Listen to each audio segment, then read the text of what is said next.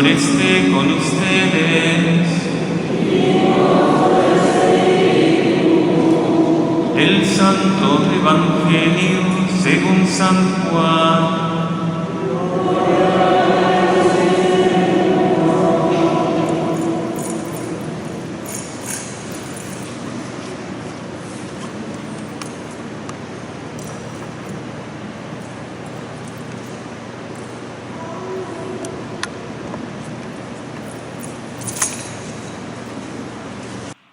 En aquel tiempo, Jesús dijo a los judíos: Yo soy el pan vivo que ha bajado del cielo. El que coma de este pan vivirá para siempre. Y el pan que yo les voy a dar es mi carne para que el mundo tenga vida. Entonces los judíos se pusieron a discutir entre sí: ¿Cómo puede darnos éste a comer su carne? Jesús les dijo: Yo les aseguro, si no comen la carne del Hijo del Hombre y no beben su sangre, no pueden tener vida en ustedes. El que come mi carne y bebe mi sangre tiene vida eterna, y yo lo resucitaré en el último día. Mi carne es verdadera comida, y mi sangre es verdadera bebida.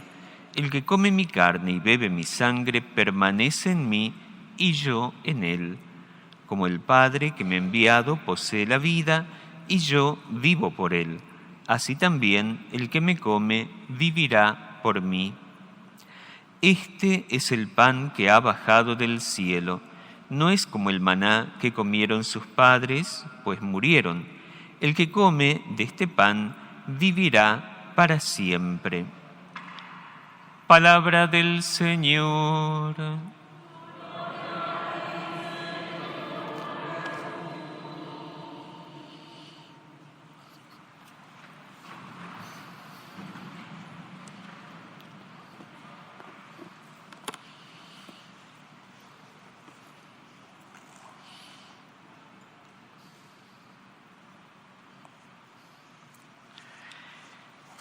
Queridos hermanos, en este domingo la Iglesia, nuestra Madre, nos invita a seguir meditando sobre esta realidad de Jesucristo como pan de vida. Durante 5 domingos interrumpimos la lectura del Evangelio de San Marcos en este ciclo B para meditar con la enseñanza y las doctrinas del Evangelio de San Juan. Como saben, el Evangelio de Marcos es el más breve y en el ciclo litúrgico, año A, B y C, se sigue el año B, el Evangelio de Marcos. Y entonces, en esta ocasión, en este año siempre, se aprovecha el relato de la multiplicación de los panes para tomar el capítulo 6 de San Juan, que se llama el discurso del pan de vida. Recordamos siempre que la Santa Misa es el sacrificio eucarístico y la Iglesia nos ofrece un doble alimento, el pan de la palabra y el pan de la Eucaristía, el cuerpo y la sangre de Cristo, esta doble mesa que nos nutre. Y esto queda expresado también, o lo toma, mejor dicho, la Iglesia, del Evangelio de San Juan. Nosotros espontáneamente, cuando pensamos en Jesucristo, pan de vida, pensamos en la comunión eucarística y como dice nuestro Señor, lo acabamos de escuchar, mi carne es verdadera comida y mi sangre es verdadera bebida, pensamos en la comunión eucarística.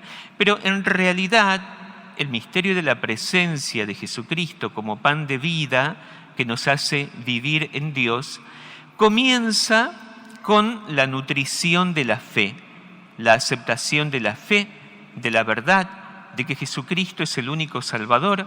Y por eso, si nosotros meditamos serenamente el capítulo 6 de San Juan, vemos que lo primero que dice Jesús: el que cree en mí tiene vida eterna.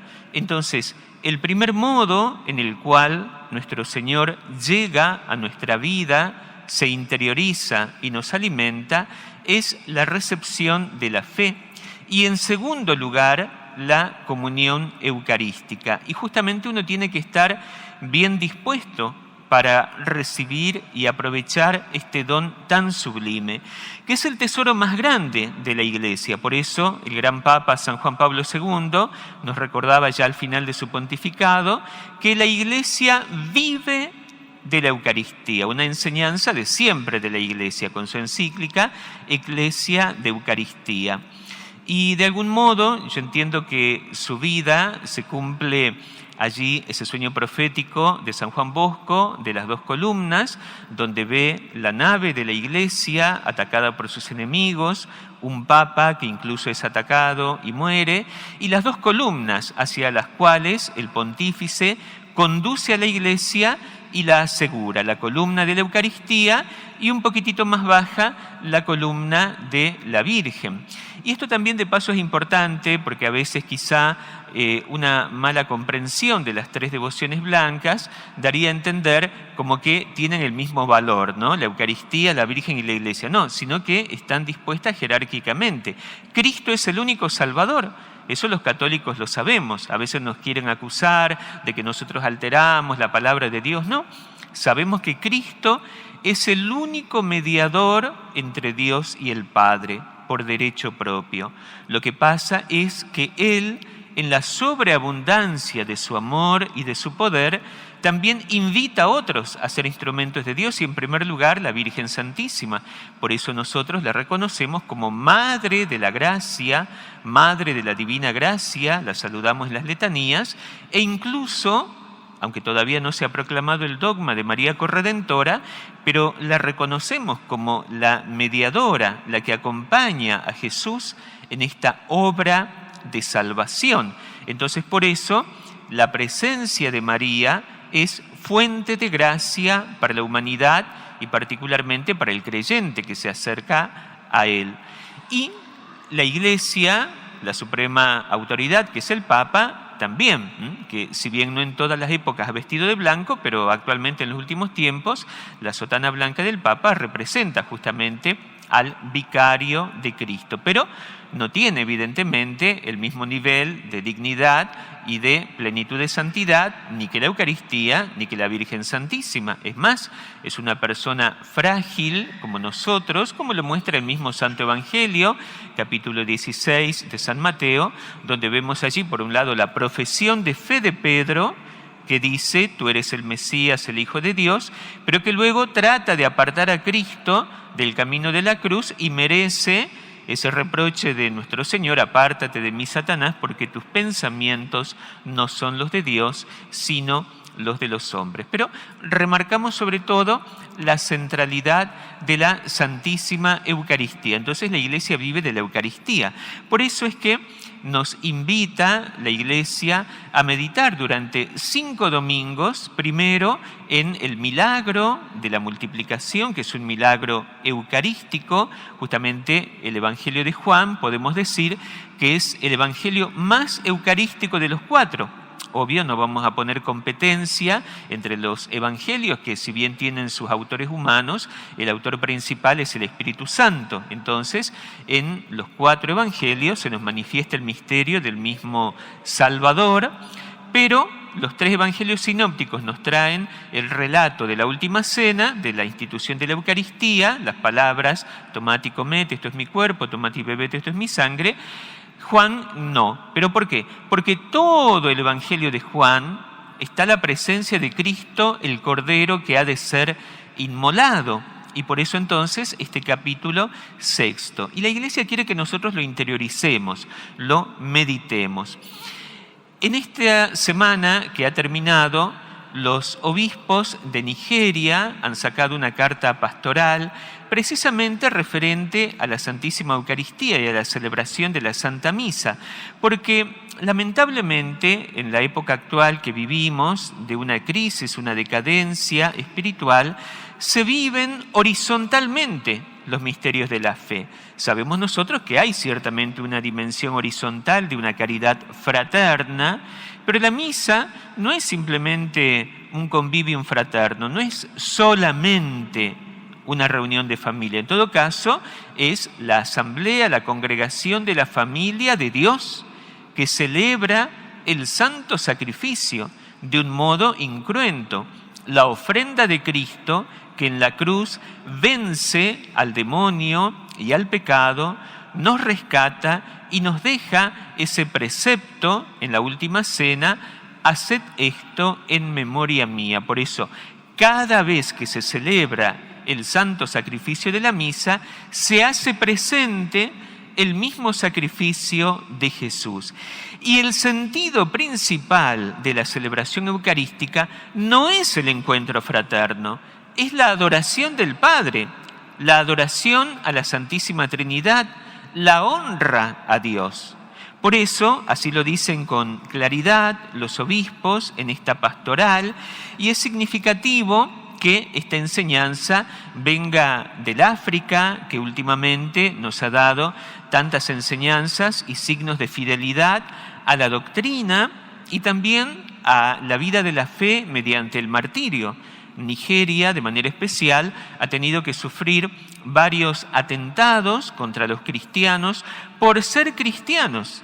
Y fíjense cómo el mundo, que es uno de los enemigos espirituales, son tres: el demonio, el mundo y la carne, el mundo trata justamente de confundir y quitar valor al testimonio de la fe. Entonces, cuando hace un tiempo unos cristianos que estaban celebrando, católicos, el misterio de Pentecostés, fueron atacados y masacrados por los musulmanes, apareció, por ejemplo, una autoridad de Irlanda a decir: no vayan a pensar que es por una cuestión religiosa, es por un asunto climático, porque los pastores y tienen que buscar a dónde llevar sus rebaños y las plantaciones. O sea, es absurdo, ridículo y ofensivo a la sangre de los mártires. Entonces, verdaderamente, aun cuando pueda haber como motivos secundarios, motivos sociales o incluso también terrenales, sin embargo, el motivo principal es la fe. Justamente los cristianos son perseguidos, somos perseguidos, hermanos nuestros masacrados por su fe católica. Entonces, bueno, en ese contexto de fidelidad también pensemos cómo el África ha dado testimonio de la fidelidad a la doctrina cristiana sobre la santidad del matrimonio y aquella enseñanza del orden natural que está en la Sagrada Escritura, en la Biblia, donde dice Moisés en el libro del Génesis que Dios creó al hombre a su imagen y semejanza, varón y mujer los creó, de forma tal que la imagen plena de Dios se da en la unión del hombre y la mujer. Por eso la liturgia, la misa de esponsales, recuerda en una de sus fórmulas que la bendición matrimonial fue la única que no fue anulada ni por el pecado original ni por el diluvio. Entonces, tanta fuerza, tanta consistencia tiene el amor auténtico, expresión del amor eterno de la Trinidad, que es, por decir así, indestructible. Ciertamente queda dañado, queda contaminado, y por eso Cristo lo purifica y lo restaura y dice: en el principio no era así. Moisés permitió el divorcio, por ejemplo, por la dureza de corazón. Pero la imagen auténtica de Dios en la creación y en el hombre es la unión del hombre y la mujer, el varón y la mujer. Por eso decimos en esta Santa Misa también que nos alegramos y acompañamos a estos hermanos nuestros que están dando gracias por 25 años de fidelidad matrimonial, a todos los que están acá, esposos que vienen a participar de la Santa Misa, aquellos que son de nuestras familias y por las familias de todo el mundo, particularmente por las familias católicas que han recibido el sacramento, y recordar que es un sacramento el matrimonio. Por eso, intentar vivir en familia sin el sacramento no solamente es una desobediencia y una ofensa al Señor, en la cual a veces quizá uno incurre por cierta ignorancia o ciertas dificultades que a veces hacen que uno no tenga la fuerza de mantener la fidelidad, pero eso no legitima el mal camino elegido.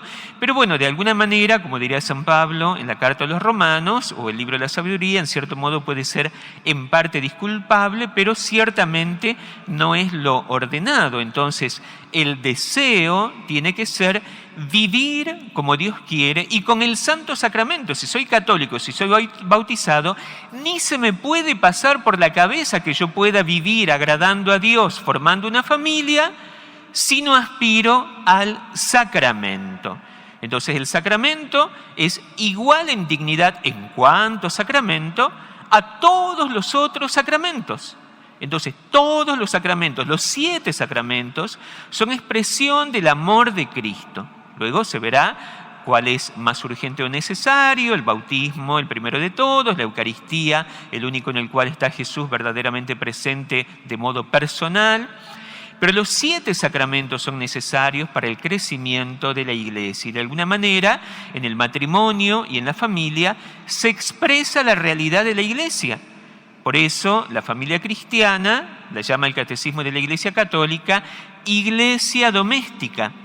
Y de entre los varios nombres que recibe la Iglesia, edificación de Dios, cuerpo místico, todo lo que nos trae el Catecismo, uno de los más hermosos es familia de Dios. Pero entonces familia no al modo meramente humano, sino de un modo sacramental, como expresión del amor eterno de la Trinidad, Padre, Hijo y Espíritu Santo, y que encuentra su modelo concreto en la historia, en el hogar de Nazaret, donde también hay una Trinidad: el mismo Hijo, hecho hombre, verdadero Dios, su madre virginal, y San José, esposo virginal y padre verdadero por amor de Jesucristo, no en el orden biológico, sino en el orden más pleno del amor, el cuidado y el ejemplo. Entonces, en este continente africano, unánimemente, aunque después ha habido alguna voz discrepante, justamente ante este mamarracho de este documento escandaloso, Fiducia Supplicans, que ha emanado este dicasterio de la fe degradado bajo la mala guía de este señor cardenal Víctor Manuel Tucho Fernández, justamente ellos se han levantado con firmeza para defender la sacralidad del matrimonio. Bueno, y así también han hablado sobre el sentido sagrado de la celebración eucarística, corrigiendo incluso aquellas desviaciones que en la misma África no faltan, a veces por una mala comprensión de esta dimensión fraterna de la Eucaristía, que la tiene, pero nunca vamos a ser verdaderos hermanos si no reconocemos un Padre eterno. Y nunca vamos a poder gozar de las bendiciones de la Eucaristía si al mismo tiempo no tenemos conciencia de que es un sacrificio y donde el alimento y la bebida espiritual son fruto de la inmolación del Cordero. Entonces, por eso la Santa Misa no tiene que ser meramente una cuestión divertida, amena, fraterna, no, sino que es el acto de culto y alabanza al Dios eterno, creador y salvador. Por eso lo dicen con claridad los obispos de Nigeria: la Sagrada Liturgia es el corazón de nuestro culto y la cumbre de nuestra vida cristiana. Es un acto de culto divino que pertenece a toda la Iglesia y debe ser salvaguardado con la máxima reverencia y fidelidad. Sin embargo, observamos con profunda preocupación y justa indignación un alarmante aumento de aberraciones durante el culto en toda nuestra nación, perpetradas por algunos de nuestros propios sacerdotes.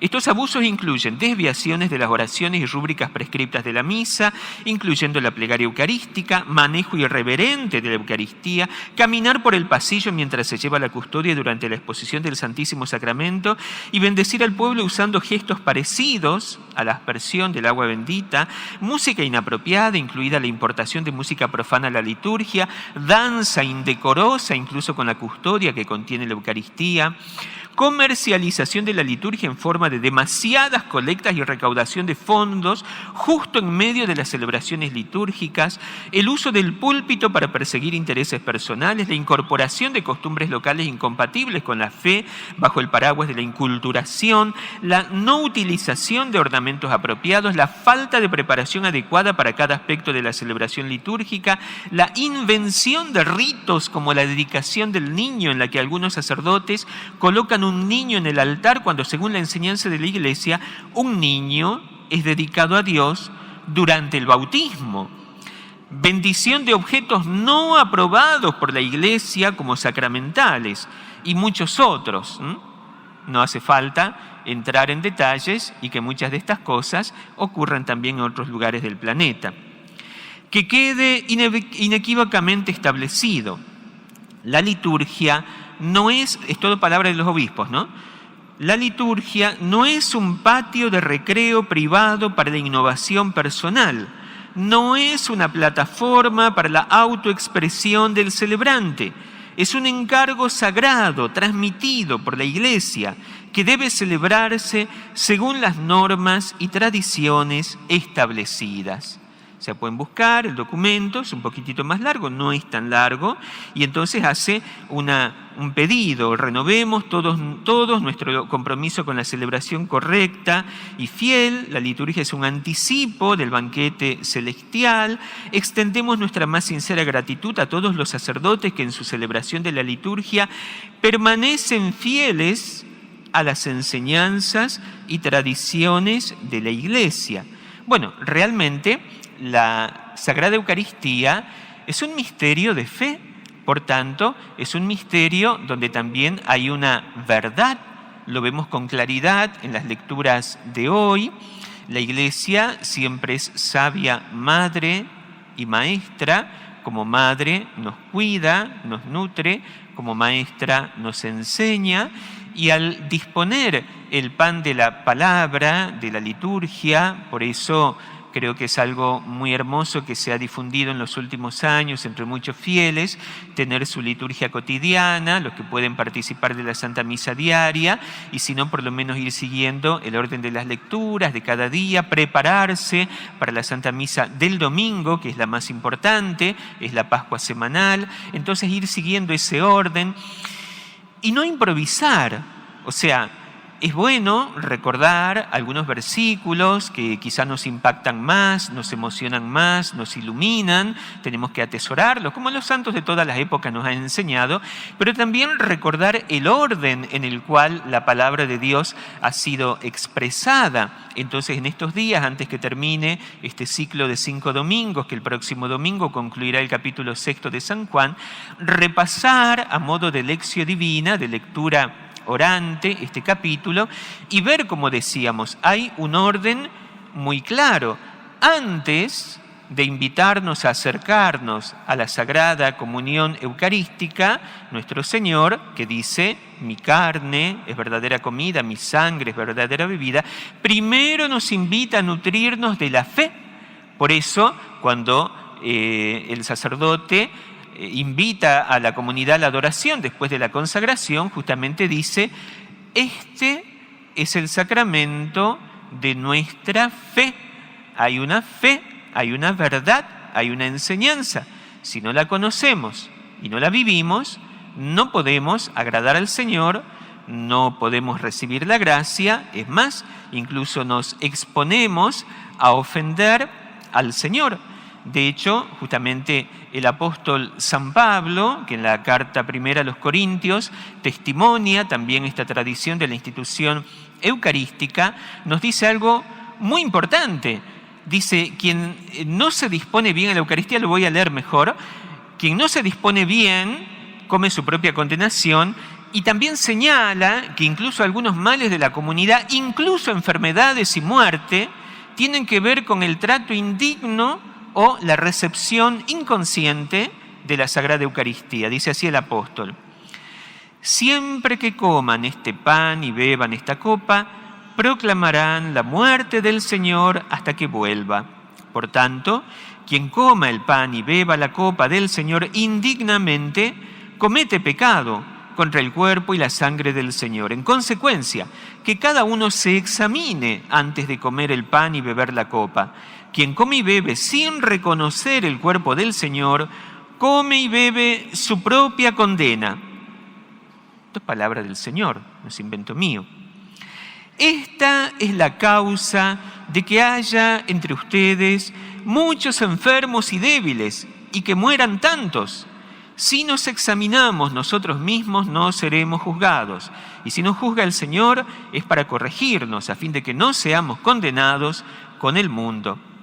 Entonces, ciertamente, el Señor Jesús en la Eucaristía es su corazón dulce y amoroso. Estamos en este año jubilar del Sagrado Corazón, es el buen pastor, es el pan de vida. El Salmo, una vez más, el Salmo 33, que es tan bello, nos invita diciendo: gustad y ved qué bueno es el Señor. Entonces, deleitarnos, que también nuestro afecto, nuestro corazón reposen en el Señor. Pero el impulso de nuestra vida espiritual no puede ser meramente la sensibilidad, no puede ser el sentirnos bien, sino en todo caso eso es un efecto de nuestra voluntad entregada al Señor. Entonces, por eso el libro de los Proverbios nos habla la sabiduría de Dios, nos invita a dejar de lado la ignorancia y a recibir la sabiduría. La Eucaristía es un pan de sabios, de sabiduría, como le dice nuestro Señor mismo a San Agustín. Crece y podrás comerme, y no serás tú quien me asimile a mí, sino yo quien te asimile y te incorpore a mí. La segunda lectura que venimos también escuchando en estos últimos domingos, la carta a los Efesios, que es una carta muy hermosa, muy comunitaria, muy familiar, va concluyendo con estas invitaciones a una vida cristiana renovada. Entonces tiene que ver también con el misterio de la fe, con el aprendizaje, con la doctrina, con el cumplimiento de los mandamientos. Entonces no es simplemente, ay, me siento bien, ay, tenía ganas, uy, yo quería llegar, ay, pero qué amabilidad, qué falta de amabilidad si no le doy la Eucaristía a este, al otro, lo estoy discriminando. No se trata de discriminar, no se trata de cuestiones de etiqueta, simplemente de buena educación, sino de la auténtica caridad, que es ayudar al hermano a que se disponga a un encuentro personal con Cristo, Salvador y pan de vida, pero que también no deja su dignidad divina de ser el juez de nuestras conciencias. Entonces, es el pan de los peregrinos, el pan de los débiles, pero que hace falta acudir con el traje de fiesta, como dice claramente la parábola. Entonces tiene que haber un discernimiento, tiene que haber una enseñanza. Fíjense que en estos tiempos caóticos y de crisis de fe que vivimos, justamente los dos sacramentos que quizás son más atacados, todos los sacramentos, hasta el bautismo, el orden sagrado, pero de alguna manera lo más visible es la Sagrada Eucaristía y el Santo Matrimonio. Entonces, donde se promueven conductas y uniones que no son las que Dios hizo, ni son las que son agradables a Él. Y entonces, no, pero que vengan todos. No, no todos. Todos están invitados, pero no todos están dispuestos. Entonces, la Iglesia como madre, rechazar, no rechaza a nadie, pero sí indica educativamente cuándo uno a lo mejor tiene que esperar, disponerse, si puede quitar el obstáculo, y si no lo puede, sea humilde y nútrase con la palabra de Dios y haga también quizá la comunión espiritual, pero no violente el cuerpo de Cristo, no se exponga justamente al sacrilegio. Entonces, las advertencias del Señor son claras en su palabra, también en sus santos. Podríamos recordar toda la doctrina de los santos de todos los tiempos, los mensajes de la Virgen.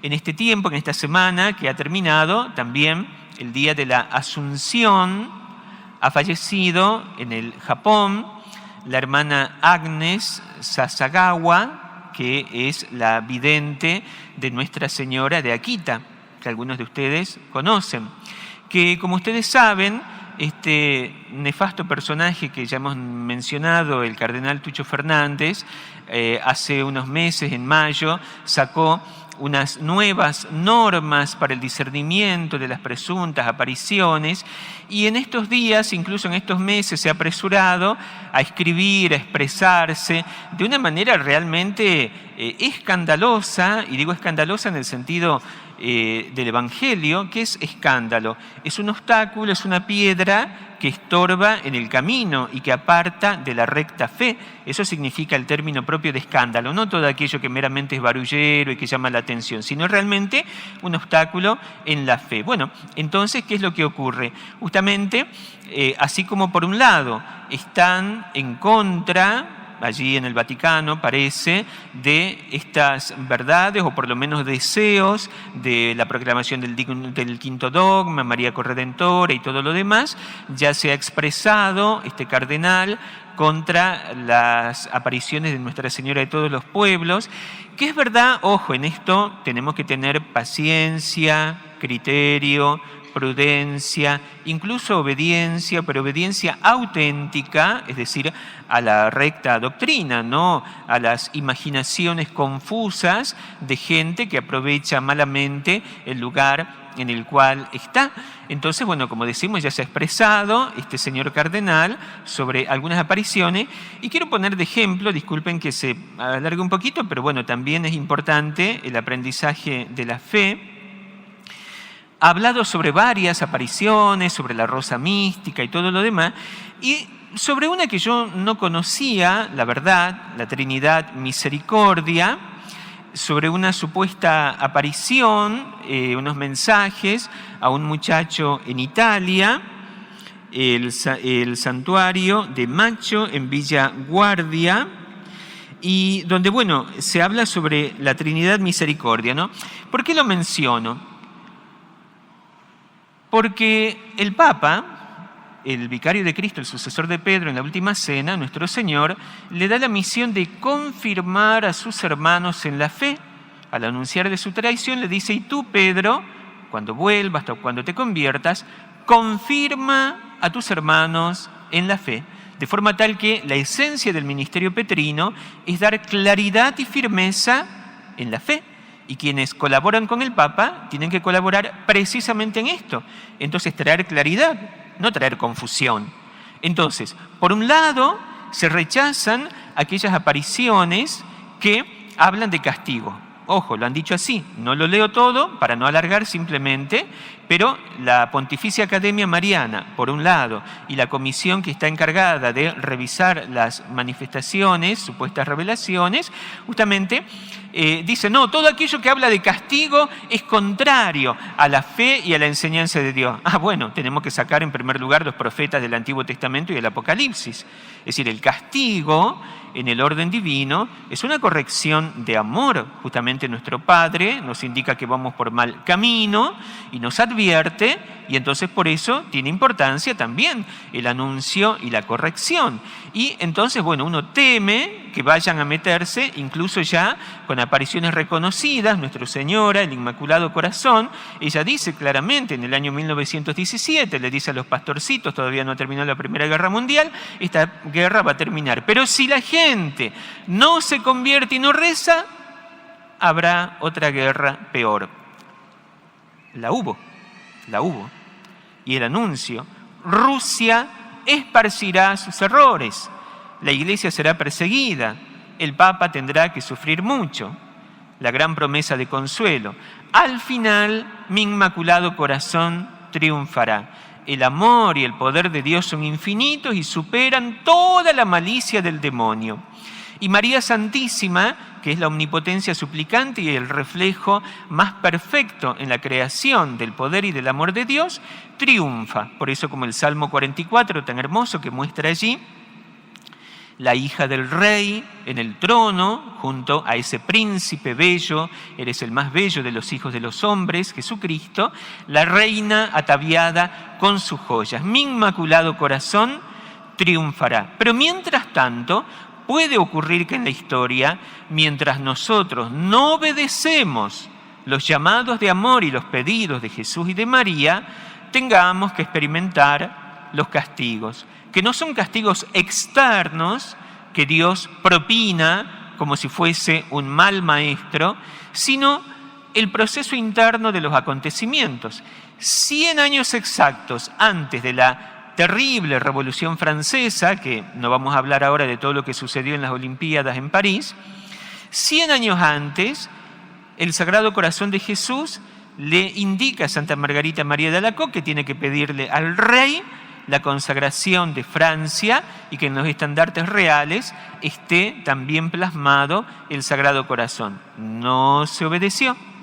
María habla en Fátima, no se obedeció.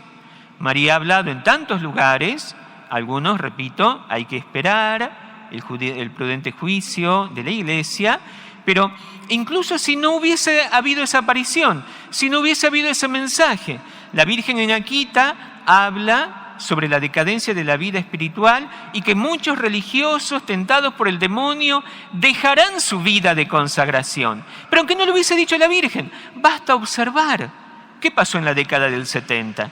Yo que soy más viejo, soy del siglo pasado, nací justo en el año 70, 1970, casi que he visto ese proceso, tanto que hablaban de la primavera de la Iglesia y una catástrofe. La década del 70 ha sido un punto de inflexión donde los monasterios se vaciaron, antes y después, pero la década del 70, incluso épocas en que se hacían grandes edificios que yo hoy los he visto vacíos, sin vocaciones. Y eso lo anunció allí la Virgen en Akita. Pero ya se quiere poner un manto de duda sobre estas apariciones. Entonces, decíamos de esta confusa manifestación allí en relación a estas supuestas visiones de este muchacho, de este hombre, la Trinidad, misericordia. Miren, discúlpenme que se los lea, pero les leo una partecita para que vean el nivel de confusión a lo cual nos está llevando esta gente que no está cumpliendo de un modo digno la misión que el Señor le ha encomendado. Entonces, bueno, le escribe una carta al obispo del lugar, este señor cardenal, y le dice, bueno, sí, hay unas cosas muy lindas, muy interesantes en relación a la Trinidad. Dice: primero de todo, quisiera subrayar el mensaje central de esta experiencia espiritual. La Trinidad es la fuente de la misericordia y su perfecta realización. A la luz de esta convicción, lo que se afirma diversas veces sobre la misericordia de Dios o de Cristo en los escritos de la espiritualidad y en el magisterio adquiere un fuerte sentido trinitario. Es bien conocida la marginación del misterio trinitario, todo esto Tucho Fernández, ¿no?, en la reflexión teológica y en la espiritualidad de los últimos siglos. O sea, ¿cómo este señor cardenal se atreve a juzgar la espiritualidad de la Iglesia de los últimos siglos? Vayan a leer San Luis María Griñón de Montfort, siglo XVIII. Vayan a leer Santa Teresita del Niño Jesús, que hace una consagración a la Trinidad, siglo XIX. Vayan a leer la espiritualidad de Santa Isabel de la Trinidad, principios del siglo XX. Entonces, es verdad que a veces hay falta de profundización y falta de devoción, pero no podemos decir eso de los santos y de los buenos teólogos. Entonces, ¿con qué autoridad este señor hace un juicio de siglos, los últimos siglos? No, realmente es una cosa vergonzosa, ¿no? Entonces, bueno, cita allí algunos escritos supuestos de este señor Genovese. Dicen los escritos del señor Genovese, esta verdad se expresa insistentemente y el mensaje de la misericordia que brota del nosotros trinitario está cargado de belleza. En el Hijo de Dios hecho hombre, desde su encarnación hasta hoy se manifiesta para nosotros el amor infinito de la comunión trinitaria, y cita de los supuestos mensajes: en mí, Verbo encarnado, oh esposa mía, ves y tocas el amor, la caridad y la misericordia de mí, Dios único, y contemplas, pero no puedes comprender, sino en mí, Verbo, oh esposa mía, el don de nosotros, Trinidad. Claro, se parece mucho al lenguaje confuso que él mismo tiene, ¿no? Pero, bueno, dice: en los escritos aquí considerados no encontramos desarrollos importantes sobre las especificidades de cada una de estas tres personas, su diferenciación positiva y su relación mutua y dinámica, aunque hay muchos indicios. Y dice, puntos a aclarar: ciertamente no es nunca fácil expresarse con precisión sobre el misterio de la Santísima Trinidad, y si esto es cierto para los grandes teólogos y para el mismo magisterio de la Iglesia, se hace aún más complejo cuando se intenta expresar con palabras humanas. El señor Genovese lo reconoce claramente cuando, refiriéndose a sus palabras, dice ser consciente de su imprecisión, tan imprecisa como todo lo que ha escrito hasta ahora. Dice: con respecto a los escritos, de hecho, la cuestión más compleja, en referencia sobre todo a los del primer período, es el uso impreciso del plural trinitario nosotros para referirse al misterio de la encarnación y otras expresiones similares. Y cita: Cita, señor Genovese. Nosotros, misericordia, nos hemos encarnado. ¿Qué significa esto? Padre, Hijo y Espíritu Santo nos encarnamos en la mujer. ¿Qué significa esto? En el rostro del Hijo tomaremos vuestra humanidad. ¿Qué significa esto? Por el don de tu encarnación, pasión, muerte y resurrección, Santísima Trinidad, misericordia infinita, yo confío y espero en ti. ¿Qué es esto? ¿Para qué ir a estos escritos? ¿No tenemos a Santa Faustina? ¿No tenemos a Santa Margarita María? ¿No tenemos lo que la Iglesia ha reconocido? ¿Cómo se puede promover esto? Y ustedes dicen, bueno, pero no lo está promoviendo, está advirtiendo. No, sí lo está promoviendo, porque le escribe esta carta larga al vicio, me parece, al obispo, diciéndole, bueno, usted ha pedido el nihil obstat, porque ahora han puesto nuevas fórmulas de expresar esto, y entonces termina así, no los agobio más.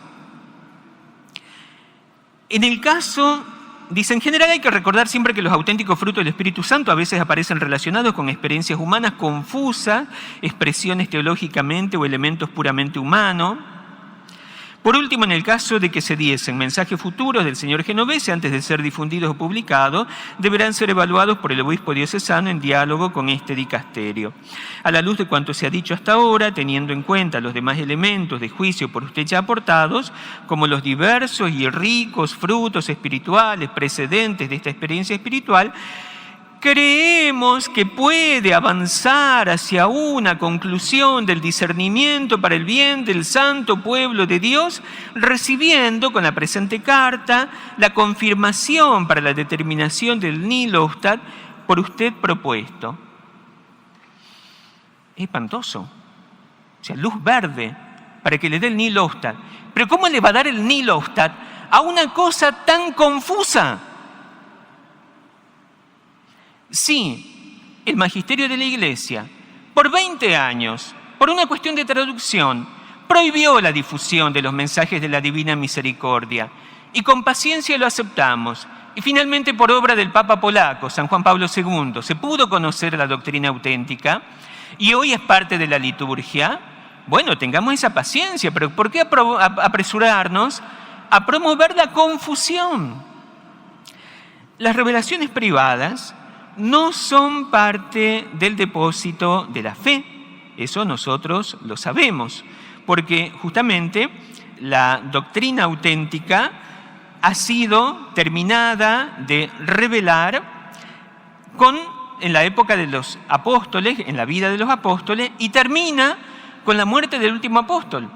Vayan al Catecismo de la Iglesia Católica, que temblamos, porque en algún momento seguro que van a querer seguir metiendo mano, ya han empezado a meter mano, pero antes decíamos, bueno, vaya al Catecismo, doctrina segura. Bueno, Dios quiera que eso nos dure, ¿no?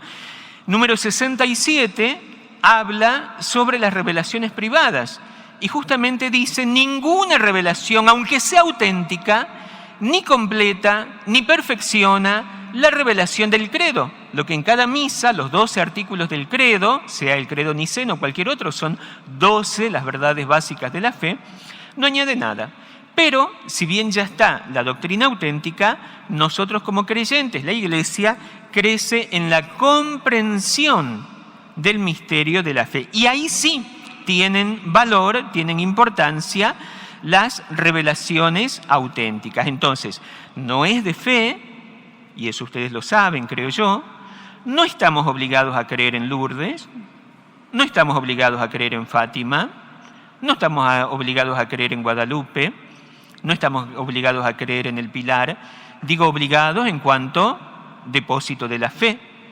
Pero qué peligrosa ingratitud y rebeldía si rechazo esas manifestaciones cuando veo signos de que son auténticas, o cuando por pereza no me preocupo por ver si son auténticas.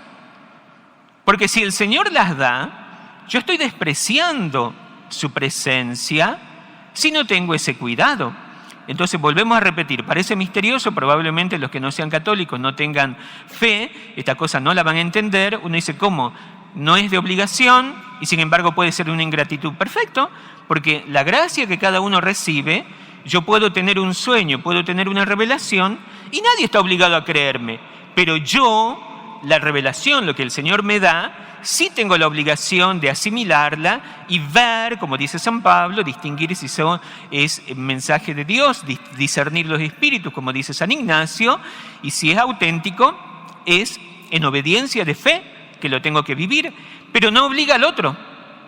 Ese es el sentido de las revelaciones privadas. Bueno, en otro momento quizá desarrollamos más, pero para ir terminando, esta de Akita, la hermana Agnes, o Inés sería en español, Sasagawa, el obispo, que se ve que yo la verdad no conozco tanto el detalle de la aparición, se lo digo con franqueza, pero uno trata de informarse, de saber, y se nota que es un buen pastor, ya muerto en el año 93, el obispo que funda la familia religiosa a la cual pertenece esta monjita que acaba de morir a los 93 años, y entonces él con mucho cuidado dice lo siguiente. Bueno, están los mensajes de la Virgen y dice el obispo: autorizo en toda la diócesis la veneración de la Santa Madre de Akita, a la espera de que la Santa Sede publique un juicio definitivo sobre este asunto. ¿Ven qué lenguaje distinto del cardenal? Y pido que se recuerde que aunque la Santa Sede publique más adelante un juicio favorable con respecto a los sucesos de Akita, se trata solo de una revelación divina privada. Los cristianos están obligados a creer solo el contenido de la revelación divina pública, cerrada después de la muerte del último apóstol, que contiene todo lo necesario para la salvación. Sin embargo, la Iglesia hasta ahora ha hecho igualmente uso de las revelaciones divinas privadas, ya que fortalecen la fe. Bueno, hay muchas. Pensemos la Divina Misericordia, que ahora es litúrgica. Pensemos el Sagrado Corazón, que es litúrgico. Tenemos las grandes fiestas, Trinidad, Corpus Christi, Sagrado Corazón. Entonces, la vida de la fe es una vida muy delicada, maravillosa, luminosa, que exige todas nuestras virtudes, también la prudencia, y en esto tenemos que imitar a la Virgen Santísima, su corazón inmaculado, que es un corazón sabio, no es un corazón atolondrado, es un corazón prudente. Nosotros en las letanías le decimos sede de la sabiduría, madre del buen consejo, virgen prudente. Se le aparece el ángel, ¡ay, qué lindo, se me apareció un ángel! No, ella se estremece, pregunta, ¿cómo será esto? Y cuando el ángel le manifiesta la disponibilidad, he aquí la esclava del Señor. Ese es el modelo de fe. Por eso dice San Lucas, María guardaba y meditaba todo esto en su corazón. Entonces, qué lejos del vacuo sentimentalismo que hoy lamentablemente tienen muchos, que incluso justamente distorsionando la recepción de las revelaciones privadas, tan atentos, el último mensaje, la última revelación. No, tampoco. No nos da la vida para conocer todas las manifestaciones auténticas, pero la verdad que nos salva está en el Evangelio. Vayamos al Santo Evangelio, a la palabra de Dios. Y aquellos que el Señor nos inspire, conocer, peregrinar, siempre hacerlo con esta docilidad a la gracia y esta súplica constante a la sabiduría de Dios, al Espíritu Santo que nos guíe. Entonces, esto tiene mucho que ver justamente con la vida eucarística. El Papa, San Juan Pablo II, en esa hermosa encíclica, concluye denominando a nuestra Madre mujer eucarística. Justamente porque su corazón, de alguna manera, gravita en torno a la presencia real de su Hijo, que es misterio de fe, y en ese sentido es modelo de amor, de adoración, de sabiduría. Entonces, la esencia de la santidad cristiana está en la imitación de María, porque imitando a María imitamos a Jesús, es innegable, lo sabemos. Si San Pablo podía decir, sed imitadores míos como yo lo soy de Cristo, cuanto más nuestra Madre.